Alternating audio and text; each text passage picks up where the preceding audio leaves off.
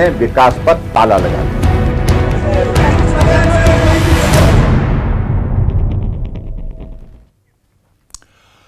नमस्कार, बहुत स्वागत है। मैं हूं आपके साथ अबू हुरैरा और आप देख रहे हैं JKLH प्राइम टाइम। मुख्यमंत्री सुखविंदर सिंह सुक्खू ने हिमाचल प्रदेश का साल 2025-26 का बजट पेश कर दिया। यह बजट लंबा था और घोषणाओं से एक तरह से भरपूर भी था। इस बजट की अगर बात करें तो इसमें ग्रामीण अर्थव्यवस्था से लेकर पर्यटन, महिलाओं, किसानों और युवाओं के लिए नए नए वादे किए गए हैं। सुक्खू सरकार ने इसे ग्रामीण अर्थव्यवस्था को मजबूती देने वाला बजट बताया, तो दूसरी तरफ अपोजिशन ने इस बजट को कंफ्यूजन वाला बजट बताया है। नेता प्रतिपक्ष जयराम ठाकुर ने कहा कि यह बजट सभी वर्गों को निराश करने वाला बजट है, यानी इस बजट से कहीं खुशी है और कहीं गम है। सरकार कह रही कि इस बजट के बाद जो वादे किए गए थे, जो गारंटीज थी, तकरीबन पूरी हो गई हैं, लेकिन वहीं पर अपोजिशन कह रहा है कि इस बजट एक अधूरा सा बजट है और इस बजट से निराशा हुई है। किस तरह की बयानबाजी इस बजट आने के बाद हो रही है और सरकार का पक्ष क्या कुछ है इस बजट के बारे में और अपोजिशन क्या कुछ कह रहा है, आज JKLH प्राइम टाइम में इसी को समझने की कोशिश करेंगे।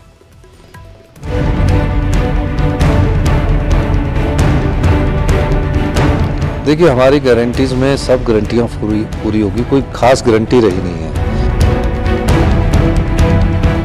प्रदेश सरकार ने विकास पर ताला लगा दिया।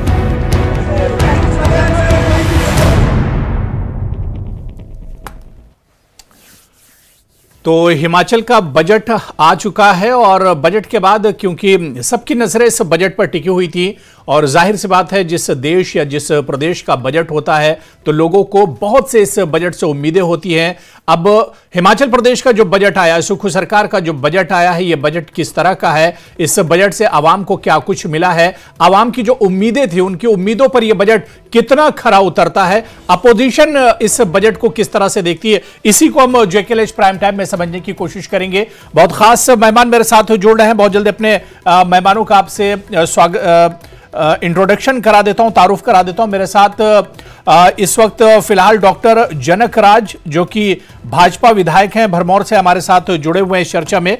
कुछ देर में हमारे साथ कांग्रेस के स्पोक्सपर्सन और MLA भी चर्चा में होंगे। इसके अलावा इस बजट को समझने के लिए फाइनेंशियल एक्सपर्ट भी हमारे साथ जुड़ेंगे। मैं जनक राज जी, आपका बहुत स्वागत है न्यूज 18 JKLH में। मेरी आवाज जनक राज जी आप तक आ रही है? नमस्कार जी, नमस्कार। आ रही है आवाज आपकी? जनक राज जी, सुक्खू सरकार का यह तीसरा बजट था। CM सुक्खू ने अपने सरकार का तीसरा बजट पेश किया है। कोई भी बजट, किसी भी प्रदेश का बजट आता है जनक राज जी, और आप तो काफी एक्सपीरियंस है आपको पॉलिटिक्स में, बहुत से बजट आपने देखे हैं। इस बजट, आज जो बजट आया, इस बजट को किस तरह से देखा जाए और क्या वाकई में हिमाचल प्रदेश की किस्मत बदलने वाला यह बजट है, हिमाचल प्रदेश को डेवलपमेंट देने वाला यह बजट है? किस तरह से इस बजट को आप देखते हैं? ये संभावनाओं से परे जी, केवल उम्मीदों की एक प्रयास किया है, परंतु अगर हम देखें जी, पिछले 2.5 वर्ष जो पिछला तीसरा बजट इस सरकार ने ये पेश किया है, पिछले वर्ष के अनुरूप ये बजट अगर हम देखें, कंपैरिजन करें, तो लगभग 70 करोड़ रुपया पिछले वर्ष के मुकाबले अधिक प्रावधान किया गया है। परंतु जो सबसे खराब चीज है जी, पिछले इस वित्तीय वर्ष में, जिस वर्ष में हम हैं, अगर हम देखें जी, लगभग 23 नवंबर को प्रदेश सरकार को अपनी ट्रेजरी बंद करनी पड़ गई, क्योंकि इनके पास वित्तीय संसाधनों का अभाव हो गया। कई कर्मचारियों को कई अनेकों उपक्रमों में समय पर तनख्वाह नहीं मिलना, ऐसे अनेकों खबरें जो आती रही। तो मेरा ये कहना है कि जो इस साल ही सरकार की इस वित्तीय अनुमान में हाँफ गई थी जी, इस नए बजट में जो इन्होंने किया है कि कुछ नई घोषणाएं की हैं, कुछ नई योजनाएं लागू करने की कोशिश की गई है। जैसे अगर हम बात करें तो लगभग जो कर्मचारियों के लिए जो घोषणा की है उस पर ही लगभग अतिरिक्त 425 करोड़ रुपए का व्यय होने जा रहा है। तो इसमें कहीं भी ये नहीं बताया गया है कि ये अतिरिक्त 425 करोड़ रुपए जो खर्च होंगे ये कहां से होंगे। क्योंकि अभी भी इस सरकार पर यही हमारा भारतीय जनता पार्टी के नाते भी और जनता का भी यही आरोप है कि प्रदेश का विकास लगभग रुक सा गया है। कोई नए विकासात्मक कार्य, चाहे वो सड़कों का निर्माण हो, पुलों का निर्माण हो, पाठशालाओं का, कॉलेजेस का, चाहे नई सुविधाएं देने की बात हो, अस्पतालों में इलाज की बात हो, जी। और नए बस रूट की बात हो, कुछ भी चीजों की बात हो, वो कोई भी चीज सरकार पूरा करने में कंप्लीट विफल रही है। और कोई सेशन जब ये बजट सत्र शुरू हुआ, जी। दूसरे दिन उन्होंने 17,000 करोड़ का अनुपूरक बजट पारित किया। तो देखिए, जो हमारे मूल बजट का लगभग 30% से अधिक पैसा है, जी। क्या ऐसी जरूरत आन पड़ी? क्यों अतिरिक्त 17,000 करोड़ रुपए की जरूरत पड़ी?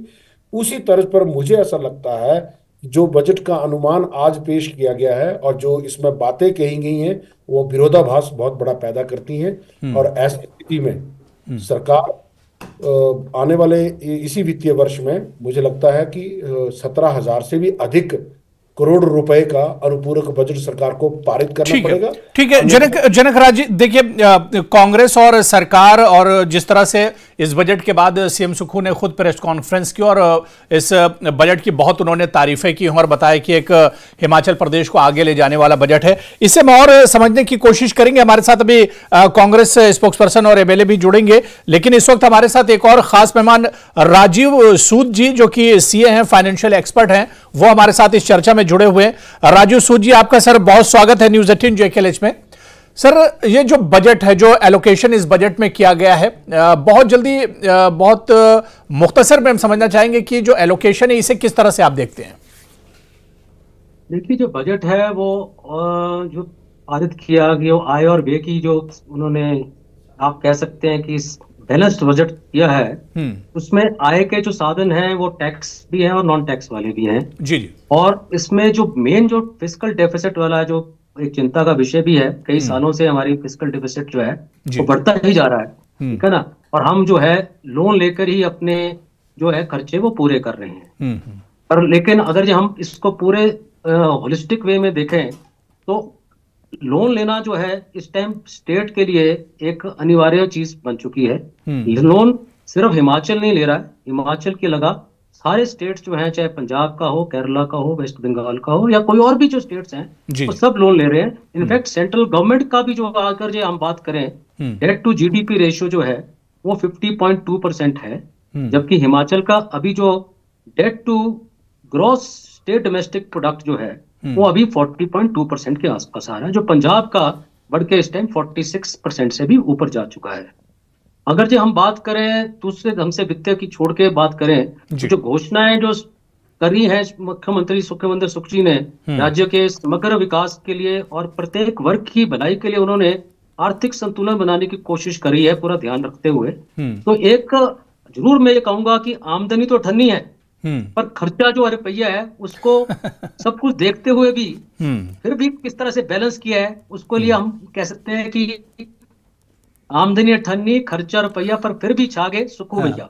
ये चीज हम कह सकते हैं कि इस बजट में जो घोषणाएं करी हैं हर वर्ग के लिए उन्होंने कुछ ना कुछ छोड़ा है, चाहे वो किसान कल्याण के लिए बात करें, चाहे महिला सशक्तिकरण के लिए बात करें, चाहे ग्रामीण विकास के बात करें, पर्यटन और परिवहन के लिए बात करें। जो उन्होंने घोषणाएं करी हैं, जो सबसे अच्छी घोषणा जो हमें लगी है वो है कि हमारा जो प्रदेश है उसमें लैंड होल्डिंग्स बहुत छोटी छोटी हैं, तो एक मिल्क की या दूध का उत्पादन जो है वो एक सबसे बड़ा साधन रहता है, जिससे कि आप रूरल इकोनॉमी में कुछ पैसा दे सकते हैं जी। और उसका जो मूल्य जो उन्हें बढ़ाया, चाहे वो गाय के दूध का या भैंस के दूध का जो मूल्य करा है, उससे आर्थिक स्थिति जो है रूरल इकोनॉमी में काफी बूस्ट मिलने की संभावना बन जाती है। तो ये देखते हुए हम अगर जो पूरे इसको परिरूप में कहें कि फाइनेंशियल स्टॉर्म है एक चला हुआ, आज का नहीं है, बहुत ज्यादा तूफान है।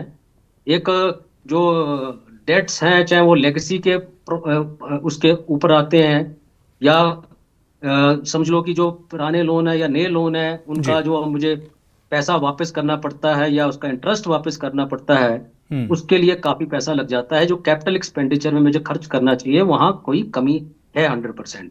जो अपने एमएलए साहब जनक राज जी ने बात करे, उसमें भी बात सच है कि भाई आपने जो पैसा जो खर्च करना है कैपिटल एक्सपेंडिचर के लिए, वो कहां से आएगा कहां से? बिल्कुल। आपने सैलरीज पे करनी है, पेंशन पे करनी है, बिल्कुल, तो पैसा कहाँ से आएगा? तो उसको संतुलन बनाने के लिए आंकड़े पूरे ठीक हैं, पर आने वाले कल में, एक साल में, ये चाहे चुनौती सिर्फ बीजेपी कांग्रेस की नहीं है, ये चुनौती पूरे प्रदेश के लिए इस टाइम है कि हमने अपना आर्थिक स्थिति कैसे इसको सुदृढ़ बनाना है कि आने वाले कल में जो इतना बड़ा हमारे ऊपर बोझ पड़ गया हर व्यक्ति के ऊपर ऋण का, उसको किस तरह से कम कर सकते हैं कम। ये एक बहुत बड़ा प्रश्न है, सबके लिए प्रश्न है। As far budget is concern, budget तो पास हो ही जाएगा और कहीं ना कहीं सैलरी चलती रहेगी, पर लेकिन हमें कहीं कहीं कॉस्ट रिडक्शन के बारे में भी सोचना पड़ेगा कि कहां हम कटौती नहीं कर तो सकते क्या हैं। क्या राजीव सूद जी, क्या बजट में कंफ्यूजन भी कुछ नजर आ रहा है क्या? ये जिस तरह अपोजिशन कह रही कि बजट में कंफ्यूजन है, जयराम ठाकुर जी कह रहे थे कि बजट में कंफ्यूजन सा नजर आ रहा है।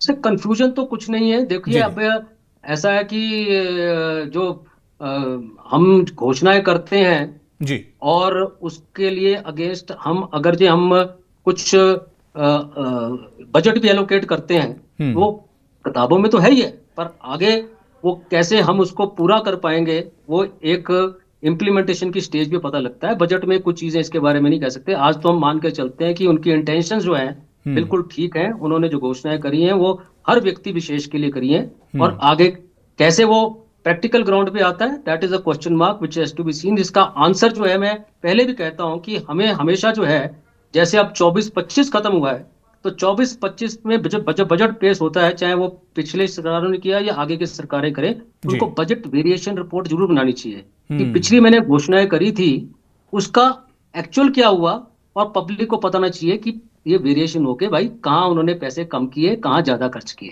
तो ये बजट का एक बहुत अहम हिस्सा जो है, पिछले मेरे ख्याल सन 1972 से ही मिसिंग है ये। बिल्कुल, जहां पे आपकी जब तक आप आलंकन नहीं करेंगे, बजटरी कंट्रोल आप कर नहीं सकते।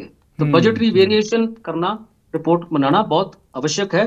तो उसके मैं ये आपके माध्यम से सब सरकारों को बोलूंगा कि हमेशा ये एक रिपोर्ट जरूर पेश किया करो पब्लिक को, तभी पता लगेगा कि हम वाकई जो कहते हैं वो करते भी हैं या नहीं करते हैं। बाकी ये घोषणाएं तो बहुत अच्छी हैं, जो को एक चीज जो जाती है उनके श्रेय में जाती है। उन्होंने एक वर्क भी जो है ऐसा नहीं छोड़ा है जिनके बारे में उनको कुछ ना कुछ नहीं दिया हो। बिल्कुल, उन्हें वेल बैलेंस्ड बजट और एक विजन के साथ बजट है। थोड़ी सी क्रिएटिविटी भी है बजट में, पर लेकिन how it is implemented, that is one big question, जो कि अगले साल जो है बजट पेश हो उसमें यानी रिपोर्ट आए। इसे राजीव जी हम कह सकते हैं कि खजाना खाली है लेकिन बजट अच्छा है।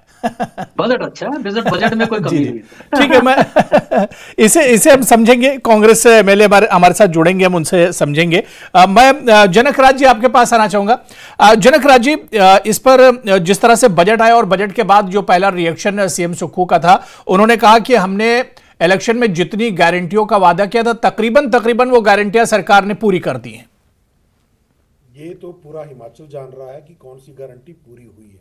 क्योंकि अगर हम गारंटियों को देखें, चाहे वो 1500 रुपए देने की बात हो, चाहे वो 300 यूनिट बिजली फ्री देने की बात हो, चाहे वो दूध का एमएसपी 100 रुपीज करने की बात हो, चाहे गोबर खरीदने की बात हो, चाहे वो 1 लाख रोजगार देने की बात हो, गारंटियां धरातल पर कितनी पूरी हुई हैं ये पूरा हिमाचल जान रहा है। और रही बात अपनी पीठ थपथपाने की, तो वो तो देखिए वो परंपरा है। वो अब उन्होंने बजट पेश किया तो वो कभी भी ये नहीं बोलेंगे कि मेरे बजट में ये कमी है। मुझे तो केवल इतना ये एक बात जरूर शेयर करनी है आपके साथ कि हम विपक्ष में हैं, हमें ही लोग विकास कार्य ना होने की वजह से इतना कुछ सुनाते हैं, इतना कोसते हैं हमारी पब्लिक, जिन्होंने हमें चुनाव जितवाकर सदन में भेजा है। हमारी जवाबदेही है उन लोगों के प्रति। हम चाहते हैं कि उनके रोड के काम हो, उनके अस्पतालों के काम हो, स्कूलों के काम हो, जो खाली पद हैं वो भरे जाएं।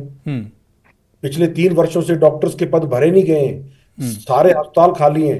पिछले 3 वर्षों से लोग रिटायर हो रहे हैं। नहीं, सरकार तो ये कह रही है, आज सीएम सुक्खू कह रहे थे कि हम तो सिर्फ जो पिछली सरकार गड्ढा खोद के गई थी उसी को हम पाट रहे हैं, हमें तो कर्ज मिला था बिल्कुल और उसी को भी पाटने में सरकार लगी हुई है। मैं अभी आपसे हमसे पहले राजीव सूद जी ने जो बात कही, ये बहुत बड़े फाइनेंशियल एक्सपर्ट हैं और ये भी जानते हैं कि देखिए कर्ज लेना ये व्यवस्था का एक हिस्सा है। और ये केवल ऐसा नहीं है कि हिमाचल में पहली बार कर्ज लिया गया और जयराम जी की सरकार में कर्ज लिया गया। भाई जयराम जी ने जब सरकार संभाली थी, भारतीय जनता पार्टी की जब सरकार बनी थी, उस वक्त कोई ओवर बजटिंग नहीं थी यहाँ पर। उस टाइम भी हमें जो है वो ऋण के साथ ही प्रदेश का संचालन करने का मौका मिला था। परंतु मैं इस बात से हैरान होता हूँ कि पिछले 2.5 वर्षों से ये सरकार केवल इस बात का एक नरेटिव सेट करने का प्रयास कर रही है लोगों के भीतर कि जैसे कि जयराम जी ने ही सारा कर्ज लिया और वो कर्ज लेके जयराम जी कहीं चले गए सारा पैसा लेके। भाई जयराम जी ने अगर कर्ज लिया है तो वो प्रदेश के विकास के लिए लिया। हम इंडिया एक वेलफेयर स्टेट है। पूर्व में जो हिमाचल प्रदेश में 6 बार के मुख्यमंत्री रहे, उनकी एक बात मुझे बहुत अच्छी लगती है जो हमेशा कहते रहे, चाहे मुझे एक बच्चे के लिए भी स्कूल खोलना पड़े मैं स्कूल खोलूंगा। देखिए, शिक्षा का हमने फंडामेंटल राइट तो हमने वो कर दिया, राइट टू एजुकेशन एक्ट तो लागू कर दिया, परंतु हम स्कूल नहीं, जब खजाना खाली है तो फिर अब इसका तो एक आपको वो करना पड़ेगा ना कि कहां से पैसा बचाना है। सुक्खू सरकार का ये कहना था कि स्कूल अगर बंद कर रहे हैं जहां पर टीचर्स कम है या जहां पर अगर स्टूडेंट्स नहीं है तो हम स्कूल या कोई संस्था अगर बंद कर रहे हैं तो उसके पीछे की वजह है। इस बात पे चिंतन क्यों नहीं हुआ कभी भी कि स्टूडेंट क्यों नहीं है? आपकी गुणवत्ता देखिए ना, आपका वहां पर स्टाफ पूरा नहीं है, इंफ्रास्ट्रक्चर पूरा नहीं है, मात्र एक आपने वो कर दिया तो कैसे वहां पे बच्चा को कोई पढ़ाएगा अपने बच्चों को? हर व्यक्ति अपने बच्चे के भविष्य के लिए चिंतित है। मैं एक वाक्य साझा करना चाहूंगा। तो जो पिछली सरकार छोड़ के गई थी वही व्यवस्था आगे भी चल रही है ना, जो पिछली सरकार ने छोड़ा था उसी पर ही ये सरकार चल रही है। कंटिन्यूटी में होती है सरकारें, कंटिन्यूटी में होती है। किसी कोई एक व्यक्ति ये कहे कि भाई पीछे वालों ने गड़बड़ किया मैं ठीक कर दूंगा, तो ये इट इज नॉट पॉसिबल।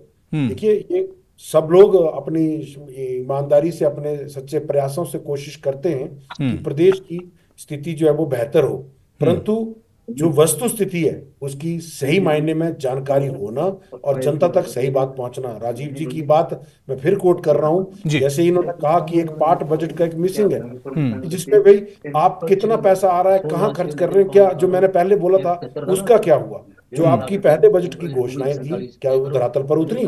आपने पिछले बजट में घोषणा करी थी कि विधायकों को ऐच्छिक निधि के तौर पर 14 लाख रुपए दिया जाएगा, आपने नहीं दिया। आपने पिछले बजट में हमें विधायक निधि दी, परंतु 7 महीने तक आपने हमारी विधायक निधि फ्रीज करके रखी। भाई ऐसी जो घोषणा करते हैं, पर घोषणा करने का अर्थ नहीं है कि उसमें क्या लगना है, केवल मुंह लगना है, आवाज लगनी है, जो मर्जी बोल दो।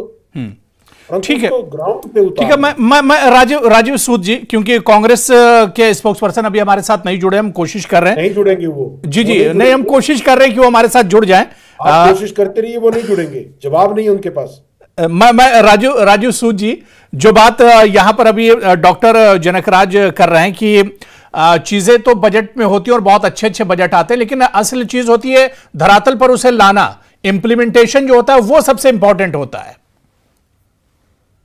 बिल्कुल सही कहा जी, बिल्कुल धरातल पे अमली जामा पहनाएंगे तो पता लगेगा कि वाकई ये बजट का एक आम आदमी पे उस पर कितना असर पड़ा है। ये तो देखने वाली बात होती है। इसीलिए मैं पहले आपके माध्यम से पहले बात कर रहा था कि एक बजट का पार्ट जो है, एक लास्ट चैप्टर जो है वो एक बजटरी वेरिएशन रिपोर्ट जरूर बननी चाहिए कि कितने बेनिफिशियरी थे, कितने लाभांतरी थे, कितने पैसा खर्च किया, कहाँ पे नहीं किया, ये चीज होनी चाहिए। बिल्कुल आज का नहीं है, ये तो कई सालों से बन गया। इनफैक्ट मैं तो सेंट्रल गवर्नमेंट से अपेक्षा करता हूँ कि वो इस तरह का बजट पेश करा करें जिसमें बाद में एक उसका एक बजट प्रोविजन क्या था, एक्चुअल क्या था, वेरिएशन क्या था, बजटरी कंट्रोल मान्य तभी रखता है कि उसका अगर ये पालन करें।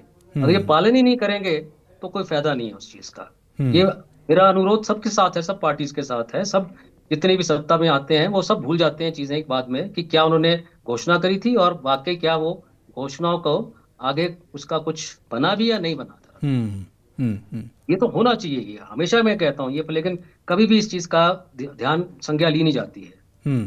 पर लेकिन अगर हम हिमाचल की बात करें तो पर कैपिटा इनकम अगर जो है प्रदेश में, पूरे देश में इस time per capita income national average से चाहे बराबर है या थोड़ी सी ज्यादा है, इतना हम संकट में नहीं आ रहे हैं कि पर कैपिटा इनकम मेरी बढ़ती जा रही है थोड़ी। पर मेरा जो बढ़ोतरी होनी चाहिए रियल टाइम पे, अगर जो मेरा बजट में 60-70 करोड़ रुपए ही इंक्रीज हुआ है तो एक रियल वैल्यू में कोई बहुत ज्यादा बढ़ोतरी नहीं कह सकते उसको। ना कोई इन्फ्लेशन ही मेरी 6-7% की हो जाती है। बिल्कुल, तो इतनी ग्रोथ तो होनी चाहिए। बिल्कुल। सबसे ज्यादा समस्या इस प्रदेश में जो है वो है मेरा एक्सपेंसेस की। मेरे जो रेवेन्यू है वो भी चलो 10% बढ़ता है, जैसे जीएसटी का मेरा बढ़ गया 10% जी, ठीक है ना, पर लेकिन खर्चा जो है वो इतना नियंत्रण नहीं है उस पर, और नियंत्रण कर भी नहीं सकते, क्योंकि ज्यादा पैसा जो खर्च होता है वो सैलरीज और पेंशन पे ही खर्च होता है, या पिछला इंटरेस्ट पे करने पे लिए, ठीक है ना। अब सैलरीज पेंशन को ये तो नहीं कह सकती उनकी कम कर दो, सही, ठीक है ना। अब हम किसी भी सैलरी की कटौती नहीं कर सकते। तो एक बहुत बड़ी हमारी बहुत संकुचित सी जो सी है वो चीज रह जाती है, जिसमें कि हम प्ले अराउंड कर सकते हैं। अब कहीं ना कहीं किसी को सेक्रीफाइस करना पड़ेगा। बिल्कुल, सेक्रीफाइस कौन करेगा? ठीक है ना, आय के साधन मेरे पास बढ़ नहीं सकते। मेरा एक प्रदेश ऐसा है जिसमें 70% 60% जो है फॉरेस्ट के पास है, और फॉरेस्ट का पूरा कंट्रोल सेंटर के पास है, उसका मैं ध्यान नहीं कर सकता। तो एक तरह का अगर जो मेरे पास 100 किलोमीटर है तो 70 किलोमीटर तो सेंटर के पास ही है। ये बड़ी बात है, ये बड़ी बात है, बिल्कुल। मेरा तो 30% ही है, 30% के ऊपर में क्या अपने, ना मेरे पास रॉ मटेरियल है, ना मेरे पास मार्केट है। जो मेरा लाइमस्टोन पड़ा है वो फॉरेस्ट के नीचे है, उसकी फॉरेस्ट क्लियरेंस मेरे को मिलेगी नहीं, ठीक है ना, वो दिल्ली से मिलेगी। तो आपके पास जो ऑल्टरनेटिव रहते हैं टू ग्रो योर रेवेन्यू वो बहुत ज्यादा लिमिटेड है। तो यहाँ पे मेरे को सेंटर से, चाहे वो डिजास्टर के लिए है, या चाहे मेरे को बॉर्डर स्टेट के लिए है, चाहे कोई और स्पेशल स्टेट कैटेगरी स्टेट के लिए, जैसे हमारा ये रीऑर्गेनाइजेशन ऑफ स्टेट्स जब हुआ था तो ये इकोनॉमिक बेसिस पे नहीं हुआ है।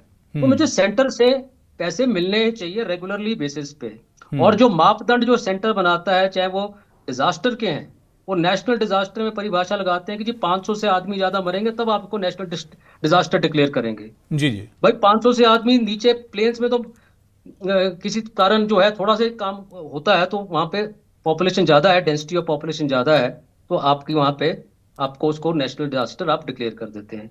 पर हिमाचल में जहाँ पे ज्योग्राफिकली सारा डिस्पर्स्ड है, स्कैटर्ड है, वहां 500 आदमी मरना जो है, मरने भी नहीं चाहिए, पर लेकिन ये जो मापदंड बनाया है इसको चेंज करना बड़ा आवश्यक है। सही, ये पैरामीटर तो बिल्कुल करेंगे तो आपको नेशनल डिजास्टर से आपको पैसा मिलता है, हमारे को वित्तीय सहायता सेंटर से चाहिए। ये तो मेरे को या तो दे दे कि मेरे पास 4 लाख करोड़ रुपए का जंगल है, तो आप जंगल काट लीजिए। जैसे माननीय मुख्यमंत्री जी बार बार कह रहे थे ये लंग्स ऑफ नॉर्दर्न इंडिया है हिमाचल, जी जी, तो उसका क्रेडिट मुझे अवश्य 100% मिलना चाहिए सेंटर की तरफ से। कुछ ना कुछ special grant, special status state की वजह से मुझे कुछ ना कुछ डेफिनेटली अपेक्षा है कि एज हमें सेंटर से पैसा मिलना चाहिए। बिल्कुल। मैं जनक राज जी, जो बात आप कह रहे थे वो सही। देखिए, कांग्रेस के एमएलए हालांकि हमारे साथ जुड़ना चाह रहे हैं, लेकिन शायद किसी वजह से कुछ प्रॉब्लम है, वो नहीं जुड़ पा रहे हैं। और शायद हमारे साथ इस वक्त जुड़ गए हैं सुरेश कुमार जी, कांग्रेस एमएलए। सुरेश जी, मेरी आवाज आ रही है आप तक? सुरेश जी शायद अनम्यूट है आपका, देख लीजिए।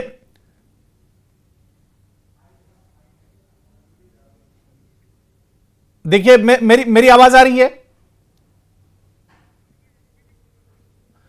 चलिए ठीक है। देखिए, हमारे साथ सुरेश कुमार जी जुड़े तो हैं, लेकिन उनकी आवाज हम तक नहीं आ रही है। दोबारा से उनके पास जाएंगे। लेकिन मैं डॉक्टर जनक राज जी, जो बात यहां पर राजीव सूद जी कह रहे थे कि सेंटर का यहां पर बहुत इंपॉर्टेंट किरदार एक तरह से हो जाता है कि सेंटर किस तरह से मदद कर रही है, और ये इल्जाम हमेशा सुक्खू सरकार और कांग्रेस सरकार लगाती रही है कि सेंटर की तरफ से जितनी मदद मिलनी चाहिए और जितनी हेल्प होनी चाहिए वो नहीं हो पाती है। कहीं ना कहीं एक तरह से जो सेंटर की तरफ से मदद होनी चाहिए, सेंटर को दिलचस्पी लेनी चाहिए, उस तरह से सेंटर की तरफ से मदद नहीं हो पाती है हिमाचल सरकार को। देखिए, ऐसा है कि सेंटर ऐसा नहीं है कि किसी एक पर्टिकुलर स्टेट के लिए कुछ एक्स्ट्रा करेगी जी। सेंटर संघीय ढांचे में प्रत्येक राज्य के प्रति केंद्र की जो जिम्मेवारियां हैं, केंद्र उसको कुछ पैरामीटर्स तय किए हैं, उसी पैरामीटर के आधार पर हिमाचल को विशेष राज्य का दर्जा दिया गया है। इसलिए यहाँ पर जो भी गवर्नमेंट स्कीम चलती है उसमें 90-10 की रेशियो में 90 कदम केंद्र सरकार चलती है, मोदी जी चलते हैं, 10 कदम इनको प्रदेश को चलना है। परंतु ये जो व्यवस्था सरकार तो बार बार ये कहती है कि हिमाचल की अनदेखी की जाती है, क्योंकि यहाँ पर बीजेपी की सरकार है नहीं, इस वजह से अनदेखी की जाती है हिमाचल की। इनका ये राजनीतिक धर्म बन चुका है केंद्र को कोसना। और अभी तो पहले का अगर हम देखें तो सुरेश जी, मेरी आवाज आ रही है? एक मंत्री केंद्र सरकार और केंद्र के कार्यों की प्रशंसा करते हुए एक कॉन्फ्रेंस में देखे गए। ऐसा है कि केंद्र सरकार के सहायता के बिना हिमाचल की ही बात नहीं है, कोई भी राज्य चल नहीं सकता।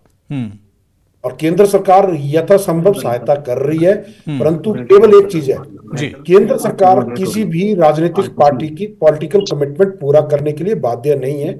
मैं पहले भी बता चुका हूं, अभी भी बताता हूं, केंद्र सरकार का काम है प्रदेश में विकास करना, ना कि वर्तमान सरकार की लोक लुभावनी योजनाओं को पूरा करने के लिए पैसा देना। विकास चाहे वो नेशनल हाईवे का हो, 4 लेन्स का हो, जो सेंट्रल इंस्टीट्यूट्स हैं उनको बनाने को लेकर हो, एयरपोर्ट्स को लेकर हो, रेलवे को लेकर हो, वेलफेयर स्कीम्स को लेकर हो, चाहे वो प्रधानमंत्री आवास योजना है, स्मार्ट सिटी का प्रोजेक्ट है, अमृत, अनेकों जो आज जो बजट में भी जो मैं देख रहा था, कुछ घोषणाएं जब मैंने उसको देखा और पढ़ा, तो जिन घोषणाओं को ये अपना क्रेडिट लेने के प्रयास कर रहे हैं, वो सारी घोषणाएं नहीं, आज सीएम सुक्खू ने भी कहा कि सेंटर से उन्होंने उम्मीद जताई है कि सेंटर की तरफ से मदद मिलेगी और जिस तरह से मदद मिलनी चाहिए सही मानों में, उस तरह से सेंटर की तरफ से मदद होगी, तभी हिमाचल प्रदेश का जो ये बजट आया है और सेंटर की मदद होगी। जी अबू जी, एक सवाल मैं जानना चाहूंगा, मेरे मन में भी उत्सुकता है इस बात को लेकर, और मैं ये सवाल का जवाब मैं राजीव जी से पूछना चाहूंगा, क्योंकि ये फाइनेंशियल एक्सपर्ट हैं। राजीव जी, एक वाकया मेरे साथ पेश हुआ। एक व्यक्ति मुझे मिले कहीं बाहर, हिमाचल से बाहर, उन्होंने मुझे एक बात कही विचित्र सी, जिसका सवाल जो है वो मेरे दिमाग में घूमता रहता है और मैं सोचता हूँ कि आप उसका मेरा मार्गदर्शन करें, मुझे बताएं। कि उन्होंने मुझे ये कहा कि आपके हिमाचल में पर कैपिटा इनकम तो बढ़ रही है, हिमाचली तो अमीर हो रहे हैं, परंतु हिमाचल क्यों गरीब हो रहा है, इसका जवाब मुझे चाहिए। बहुत अहम है। जी राजीव जी। सही बात है जी, बिल्कुल, आप बिल्कुल ठीक कह रहे हैं कि ये सबके मन में आती है बात। बिल्कुल, जब मैंने ये पढ़ा कि पर कैपिटा इनकम जो है हमारी नेशनल एवरेज से थोड़ी सी ऊपर है, तो मुझे भी लगा भाई पर कैपिटा तो बहुत अच्छी है, पर लेकिन उसका अगर आप बात करें, मेरे पास पूरा ये आंकड़े मैंने फिर निकाले इसके। जी तो मैं देख रहा था कि पर कैपिटा इनकम जो है यूपी की सबसे कम है, बिहार की कम है। अब वो होता क्या है, डिनोमिनेटर जो है वो है पॉपुलेशन। हिमाचल की पॉपुलेशन थोड़ी कंट्रोल्ड है, इसलिए जो है कि पर कैपिटा की जो इनकम जो है वो हिमाचल की अच्छी आती है। अदरवाइज बजट जो है हमारा तो इतना छोटा बजट माना जाता है कि एक कंपनी का एक क्वार्टर का कई बार तो प्रॉफिट भी कई बड़ी कंपनी का कितना बराबर है जितना हमारा बजट है। ठीक है ना। नहीं, चलिए वो ये उम्मीद करते हैं, अब देखिए समय हमारे पास नहीं बचा है। राजीव सूद साहब और डॉक्टर जनक राज जी उम्मीद करते हैं कि अब एक बजट आया है और ये बजट धरातल पर भी आएगा, और जिस चीज के लिए बजट आया, यानी हिमाचल आगे बढ़े, हिमाचल के लोग आगे बढ़े, तो ऐसे में ये बजट आने वाले दिनों में वाकई हिमाचल के लिए बेहतरीन एक बजट साबित होगा। बहुत बहुत शुक्रिया अपना कीमती वक्त देने के लिए राजीव सूद जी और डॉक्टर जनक राज जी, आप दोनों का हमारे साथ जुड़ने के लिए, कीमती वक्त देने के लिए। तो जेकेएलएच प्राइम टाइम में आज फिलहाल इतना ही। नमस्कार।